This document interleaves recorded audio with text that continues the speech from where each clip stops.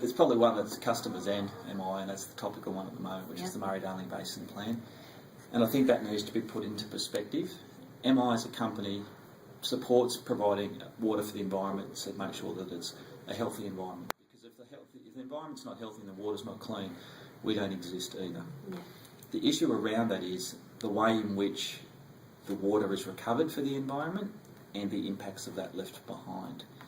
You can't have a pristine, perfect, beautiful environment take it back to what it was before irrigation, because that will destroy the very fabric of Australia. By the same token, you can't take all the water from the environment and just have irrigation, because then it destroys the environment. You don't have it. So it's really about the balance, and unless you get the balance right, the environment won't win and irrigators won't win. It has to be a perfectly balanced scenario.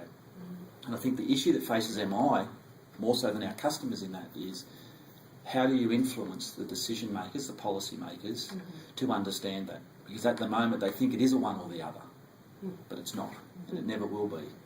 And if they go down the path of doing that, then they will destroy both. And to put that into perspective, if you took all the water off irrigation and gave it to the environment, a lot of people think, oh, yeah, it's great, the environment's really good. But it wouldn't be, because there'd be no one left to manage the land.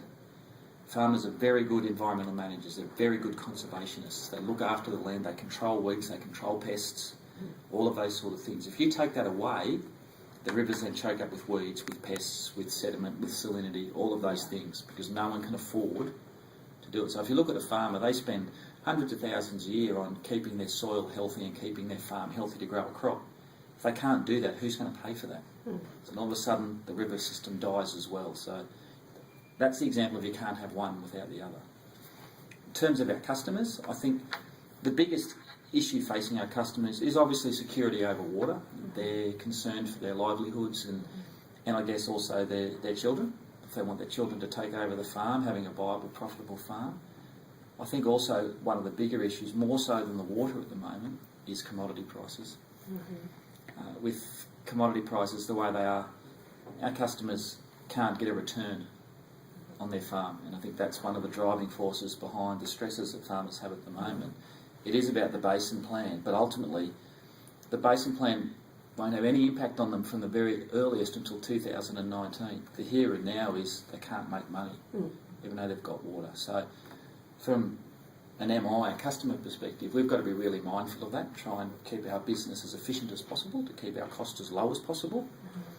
And what's really important about that, it's not so much saying, look, we can cut half the staff and your costs will be cheaper, because then they won't get the service delivery that they need either. It's about educating our customers, and that's where education comes in, about what is their value. What are they actually getting for what they pay now? And once they understand that, they can make the decision of, I don't want that, I just want this.